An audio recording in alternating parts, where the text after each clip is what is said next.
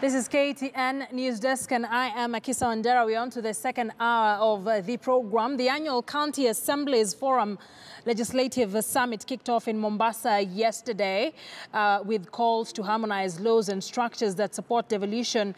This is the third summit to take place since the inception of county governments. The forum aims at creating a platform for positive engagement between the legislative arms of the devolved system of government and the Senate. Areas of concern include health, gender mainstreaming, and development that is in sync with the national government agenda. Kenya, as a country led by His Excellency the President, is talking about the Big Four agenda as an agenda of development. There is no Kenya for the national government and a different population for counties. It is one and the same. How do we align lawmaking to ensure that the agenda of the country is aligned with the laws that we make? So we are here for the next 4 days to have a debate on the devolution debate. This means we are taking stock for the last 5 years. Have we been able to make meaningful legislation? Has that translated to service delivery for Wanjiko? We are here in the third legislative summit basically to look at how there is an interlink between legislation and development agenda. Because we've realized that if you have good laws, then you have proper development. And recently we were at the Devolution conference, and now we are saying that we as senators and MCAs, what is it that we can do together? What are the gaps? Because the area of county legislation is like a virgin country. It is uncharted territory. There are issues, for example, to do with how do you create intergovernmental agencies and under what framework can you oversight?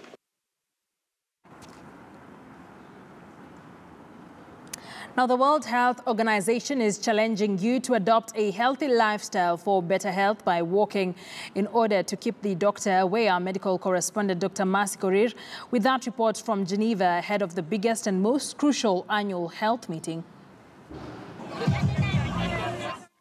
A worldwide call to walk and eat for better health was the first event in Geneva ahead of the 71st World Health Assembly.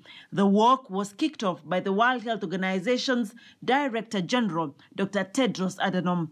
The event, termed Walk the Talk Health Challenge, attracted everyone, children and adults alike. Walking the talk, it's a lifestyle. It should be a lifestyle, not just something you're doing for today. This 3, 5 and 8 kilometer walk was replicated in other major cities across the world ahead of the assembly. You can use clean fuels for your cooking and heating or lighting. Don't use kerosene for lighting, for example, use a solar. So there's many solutions and people are not aware. This is a pivotal health assembly for Dr. Tedros, as is first at the helm of the World Health Organization during its 70th anniversary. Progress made over the last 7 decades in public health has added years to people's life expectancy, saved millions of children's lives, and made huge inroads into eradicating deadly diseases such as smallpox. We're also asking cities to join the campaign and commit to reaching air quality guideline goals. The World Health Assembly, to be held at the Palais des Nations, has an ambitious agenda for change that aims to save 29 million lives by the year 2023. The Walk the Talk event ushers in a serious week of the 71st World Health Assembly, where global leaders in the health sector discuss issues of global health concern. Dr. Masi Korir for KTN News from Geneva, Switzerland. Well, another discussion that seems not to end is the replacement of commissioners who resigned from the Independent Electoral and Boundaries Commission, IEBC. One of the advocates that have stayed on this case is Steve Ogola, who we have in studio now, who's also authored a very interesting perspective on the confusion at the IEBC. The context, the resignation of Dr. Rizlina Kombe did not open options for immediate replacement.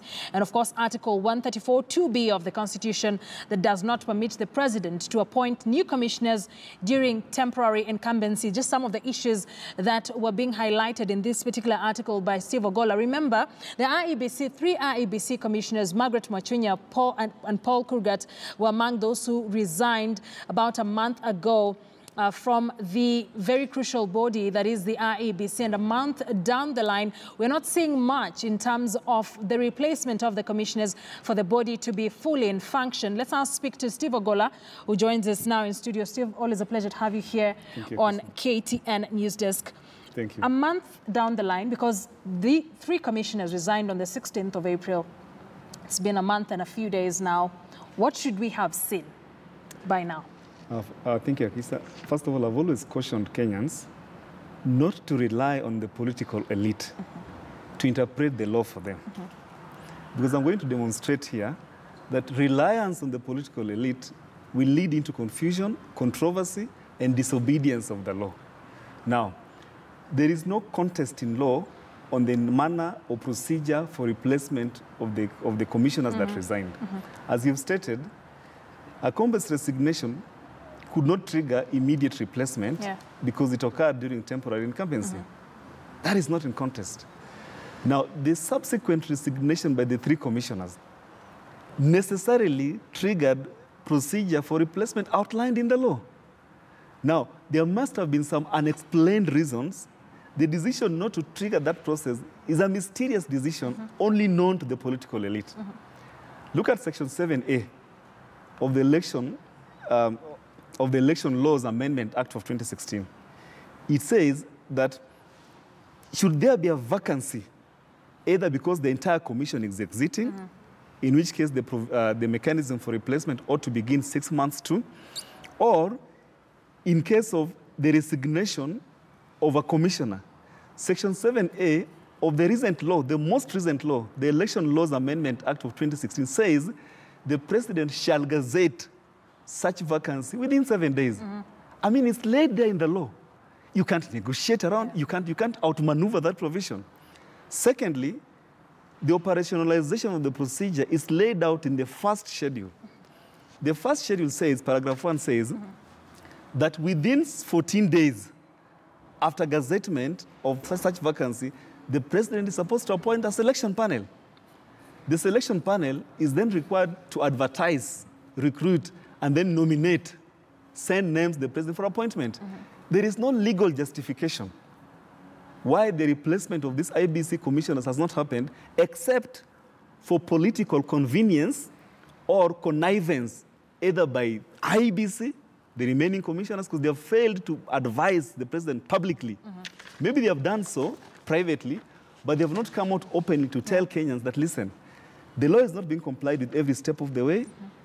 We have said our part. Let the president act with urgency. So that is the situation. There is serious non-compliance with the law. That non-compliance is inexcusable, as it were. And the remedial measure is that the president must gazette this nominee. I know he was waiting, perhaps, because we saw Duale and the political elite saying, piling pressure. There was a political strategy to pile pressure on Chebukati and the other 2 commissioners to resign as well, so that then you say there is no commission. So then, for the sake of our audience, what we are saying is a month down the line, we should have seen a process activated to replace the 3 commissioners who resigned. Certainly, and that hasn't been done. So then where do we go from now? As it is now, the remedial measure, other than court action, because someone could easily move to court to compel the president to gazette. You see, there are functions, and courts have decided before that the president is not immune to litigation. The president is only immune to civil and criminal litigation. But judicial review proceedings may be initiated as against the president. We don't want to embarrass the institution of the presidency. This is the symbol of our statehood, nationhood. So to drag the person of the presidency in court is completely unnecessary. But even he should be aware, acutely aware, of the solemn responsibility that he holds and he owes to the people of Kenya. What he needs to do is this: to avert a legal crisis. Because Chebukati has already shown us that he's not resigning. And there's no legal provision to compel him to resign if he doesn't want to. Now, let the president move with speed to gazette the vacancy of these 4 commissioners. already there's a delay. In fact, if somebody went to court, the only finding the court can make is that, well, there's been a failure to comply with the law, but then what do? You can only say the president has failed to comply with the law, then gazette. So it's a practical sense issue. Yeah. Let him move with speed, gazette the vacancies, and then after gazettement, appoint a selection panel. The law on appointment of the selection panel is as follows. As it is, 4 persons are supposed to be appointed by the Parliamentary Select Committee, and then 5 persons by the religious groups. The religious groups have not precipitated a crisis. They have not said that if called upon, we will not volunteer. They volunteered persons to sit in the selection committee that brought in Chebukati and his team. So if they refuse to volunteer, then there would be a legal crisis. Yeah. Because now there is no provision for covering that. But so far, there's no crisis. So I think the next step is that let the president gazette immediately, like today or tomorrow, and then concurrently appoint the selection panel. You know, what are the dangers? What are the dangers of continuing to operate with such a lean team at the IEBC, given how crucial this body is in this country? Quorum is 5. IEBC lacks quorum to do anything. You see, Justice Chacha Mwita annulled most of the laws, the provisions of the Election Laws Amendment Act of 2017. Remember that law was passed during the fresh election period. And with the legislative design, the legislative intent was to preserve the outcome of the election, the fresh election, no matter what.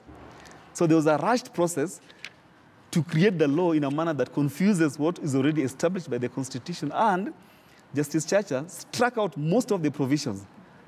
So then what we have now, the law on composition of IEBC is the 2016 Election Amendment Laws Act, which amends certain provisions of the IEBC Act of 2011. Yeah. So if nothing happens, then we will declare this country, Kenyans will declare this country as a country that is not governed by the rule of law. You know, there's a perception in this country, and the political class are continuously and effortlessly demonstrating to Kenyans that they have the capacity to operate outside the law. There is really no reason, Akisa, why the political elite, in fact, NASA and Jubilee, to remind each other and the presidency that, listen, you are not complying with the law on composition. We have an Attorney General who is duty-bound to advise the president. We have the Law Society of Kenya that is duty-bound to protect the interests of the public. We have IEBC itself. I saw in the last public interview that Chebukati had, he was now trying to shuttle between no law and new law. His first remark when following the resignation of these 3 commissioners, he said that there was no law. And I looked at that with shock. Then his last public remark, he said, actually, the law is there and is encouraging the president to move with speed to compose the selection panel. The long and short of it is this. We can't delay any longer. We need this commission running. Otherwise, Kenyans should know that our political elite, despite the handshake, because you see, I said, part of the innovation that the handshake would have brought, the benefit, if the philosophy was compliance with the law every step of the way, redressing the past injustices, then this is a low-hanging fruit. Why is NASAC silent? You know, or is it because of convenience? So then from where you sit, you think there's political interference has been the major setback on this? You know, there's an ongoing debate on how to compose IEBC. And I know politically, that is the justification for this, for the kind of impunity that we are seeing. Yeah. The debate is, should we continue with the neutral expert approach? Because personally, I've argued that the independence of IEBC is a failed project. Because IEBC demonstrated to us during the election that they have the capacity to respond to external political stimuli. I mean, those are not my words. The chairman admitted on 10th of October, when Akombe resigned, he admitted that, listen, Akombe has raised significant issues. I agree that have been overruled many times in plenary by commissioners that come with partisan political positions. Then they want to entrench these positions in the commission. I mean, that's a very reckless admission to be made by the commissioner, by the chairperson. Nonetheless, he made it. Where we are now, Kenyans are beginning to question this neutral expert approach at the IEBC. Do we really need to continue with that? If then we need to continue with that, What other measures do we need to do to continue to insulate? Because the neutral expert approach seeks to insulate IEBC from external manipulation. But the law in context, that is the law in content, what the Constitution prescribes, but the law in context, the law as applied, has shown us that commissioners are actually capable of responding to political activation. Then now there's this other debate, which I endorse, because we must interrogate it also. Do we need to inoculate a bit of politics in the commission without causing a serious infection? You know, just like polio vaccine. A bit of the vaccine introduces a bit of antigens to fight polio so that you're not susceptible to serious risk of infection. But if you're given an overdose of that vaccination, then you could actually become sick. So the question is this: how then do you strike a balance? Do you go for a mixed approach where you have a neutral chairperson and then some neutral commissioners and then maybe 2 or 3 known experts with non-political persuasions? That debate is there, and I'm sure now politicians are trying to balance that debate vis-a-vis the crisis that we have here. I would have suggested this. The law on composition ought to have been complied with, the law on re-establishing or appointment of new commissioners.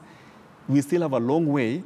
Nothing stops this country from debating, agreeing, and having a shared and settled approach on the face of IEBC. We have done it before. Okay. But so, this flagrant violation of the law, brazen violation of the law, just because it is convenient to meet certain political ends, is not consistent with the spirit of our Constitution. The Constitution seeks to inspire national renewal. The kind of renewal that we want is that let us disinherit bad manners, impunity, disregard of the law. Let us walk into a new era of compliance with the law every step of the way. Can you say, Akisa, based on what the provision I've already highlighted, that there's some shift towards compliance with the law? Honestly, you can't say that. If we fault the president, he can't blame us. He has an obligation. He has not discharged it. So then how long should Kenyans wait before they get a properly constituted IEBC, given the kind of challenges that you're talking about that we are encountering currently? I think Kenyans have shown us that they are a relentless lot. I think it's possible that maybe within this week, if nothing happens, someone will move to court. The decision to move to court, I would not encourage it. So I would advise the president not to put us as a level where now we have to seek refuge in the courts, to go and tell the court, listen, there is an unqualified obligation binding the president that upon resignation of a commissioner to gazette that vacancy. He has unqualified obligation. Only the president can gazette. He has not done so. There is no justification in law. What we have are political justifications based on convenience or connivance. So yes, if desperation sets in, people might protest at non-compliance of the law. Some public-spirited individuals may go to court to seek legal redress. The challenge with litigation, public interest litigation, as you have seen, is that our political class are a stiff-necked lot. I mean, these people are irredeemable. They are unrepentant. Even if the court says comply, right now, I mean, the committee, the LSK committee, that is compiling instances of disobedience of court orders. And I can tell you, Akisa, there are so many cases, in excess of 20, where public agencies have openly disregarded the law, court orders. You know what I'm doing here is part of civic education, sensitization. So you may disregard it, or you may bring another lawyer to give you a contrary view, but once you have a legal opinion, a legal determination by the court, it is binding. I've argued that in terms of the hierarchical order, when it comes to the interpretation of the law, no one sits higher than the courts. Otherwise, there would be anarchy. There would be anarchy if we can disregard an opinion of the court, an interpretation of a judicial interpretation of the legal position. So there is that fear that you may go to court, and because we have unrepentant political elite who are very indecent and unashamed, they may disregard the law and continue unashamedly with this kind of impunity.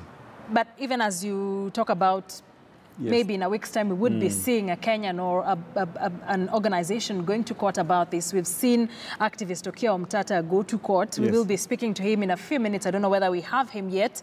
With regard to the status of some of the cases he's taken to court, on the reconstitution of the IEBC and the resignation of the other 3. Yes. But as you say, more than 20 laws have been disregarded in this country, and court orders and judgments. Yes. I mean, are we not heading into a dangerous path?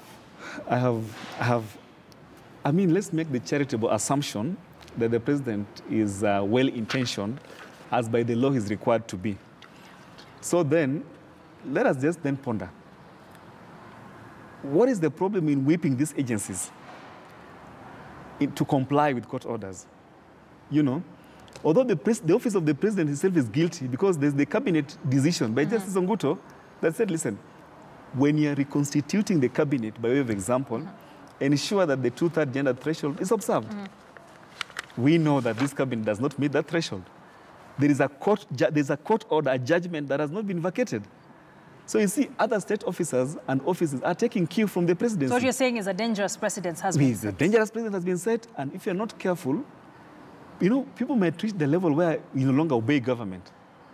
Because what will be the bindingness of the law presupposes that those people that hold the reins of power are good and decent people that are themselves willing to operate within the confines of the law.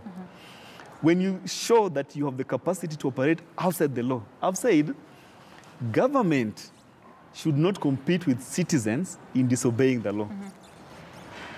They shouldn't compete with citizens in disobeying the law. They should lead by complying with the law every step of the way, even if the law is not convenient to their political interest. They should just, that's how the law is. As a practicing advocate, I'm litigating cases that I think we have lost. I think we didn't need to lose, but we are on appeal. We have not incited clients to resist court orders, to mobilize political capital, but because our politicians believe that they have a very manipulable electorate, they can whip the political base to rally behind them, so they seek safety in the numbers that they have to disregard court orders. Because, you know, what can a judge do other than making a pronouncement on law? Enforcement is, once you make a judgment, the presumption in law is that the bindingness of that judgment will be respected. But if the bindingness is not respected, you come back to court, cite that institution for contempt of court order. Let me give you this example. The commencement of the Public Benefits Organizations Act, the PBO Act, the organizing legal framework that coordinates functions of NGOs and the civil society in this country. There is a judgment, a 2016 judgment, that said that law should be commenced immediately. That judgment was passed on 30th of October 2016 to commence the Public Benefits Organization Act of 2013.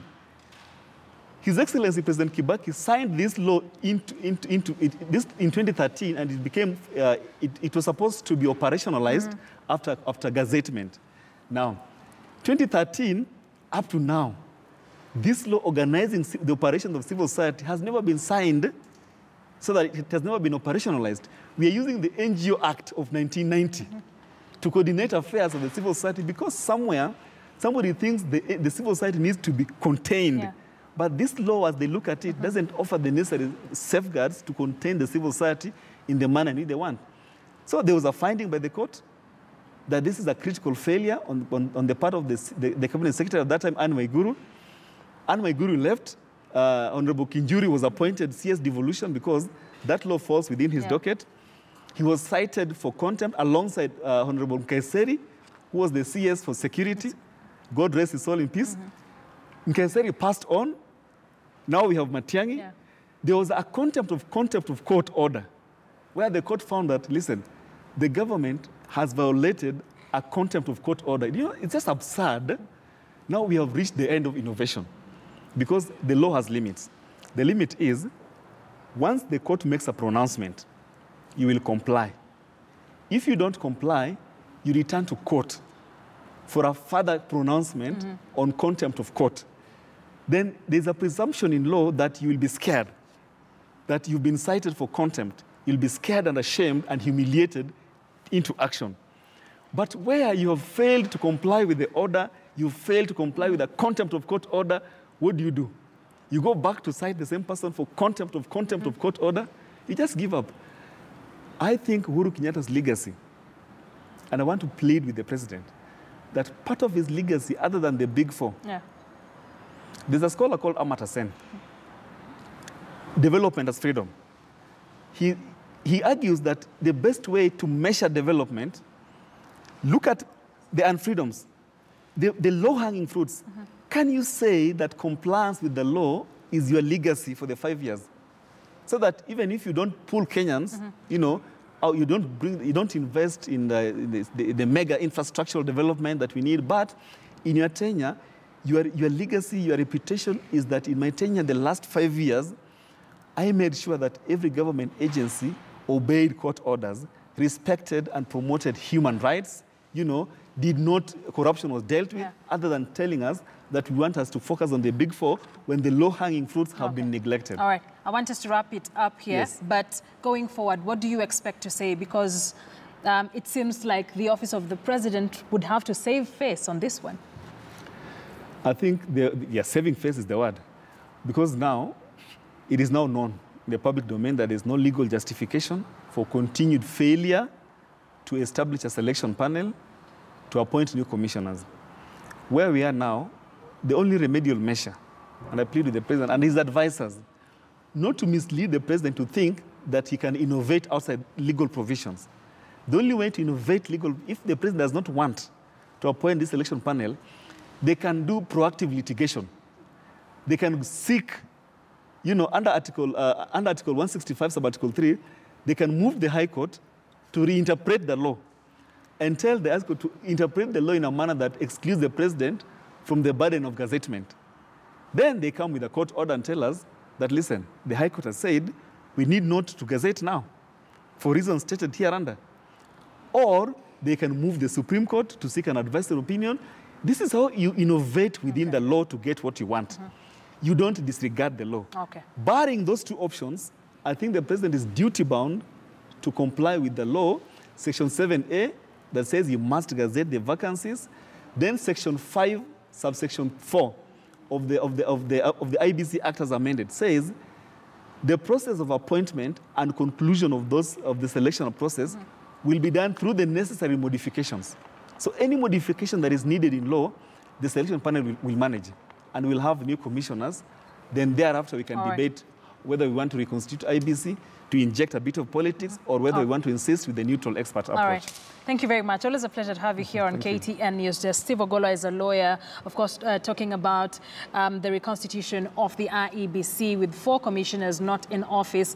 What happens next? And, of course, the continued disregard of the law as far as this particular matter is concerned. Now, the management of the Olive restaurant has come out with CCTV footage revealing what happened after a woman went on social media saying she was thrown out of the restaurant for breastfeeding her child openly. According to the restaurant and the CCTV footage, the woman was at no point thrown out, but the management of the hotel has issued an apology to the woman. Here is more on that particular briefing they had earlier on in the day.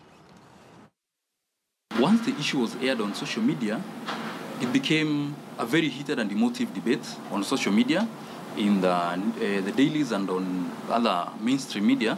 And being a sensitive issue involving breastfeeding, involving the rights of children, the rights of mothers, the rights of patrons who come to the hotel, Olive Restaurant felt that coming out that time to fight, it will appear like, it's a war, pitting one side against another. According to us, she was not told to go to breastfeed at the washroom because, one, the washroom is not located where she was sitting. As you come up here, you can see the washroom is upstairs and she was sitting down there.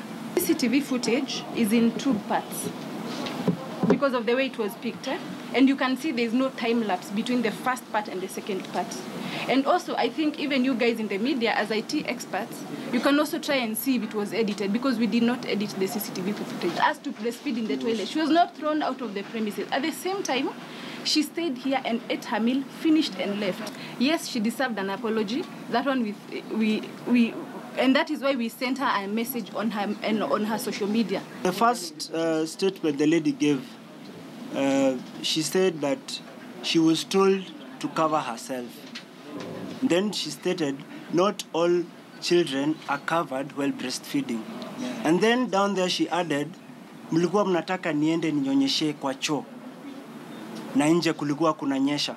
That was the first statement that lady gave. So because of distortion of information, it later became that the waitress told the lady, aende anyonyeshe kwa choo. Well, and of course, campaigners seeking justice for mothers to breastfeed in public have questioned the timing of the release of this particular CCTV footage. They claim that Olive Restaurant management declined to play the clips last week, saying the CCTV camera cable had been eaten by cockroaches. Caroline B., our reporter, is staying on this particular story and will be giving us a comprehensive story in our subsequent bulletins. So keep it here on KTN News. I want us to take a short break, but when we get back, my colleague Robinson Okenya will be telling us what's happening in the world of sports. He's already in studio. Robinson, good afternoon. Good afternoon to you. How are you doing? Good. Always good to see you. Yeah, always good to see you too. How was your weekend? Short. Short. Yes. Well, when we come back, we have the FKF Shield that was launched this afternoon. Of course, we'll be telling you who the defending champions FC Leopards will be facing when the tournament kicks off on June 1st. And also, yesterday, Iniesta played his final game for Barcelona. We'll be having more information on that.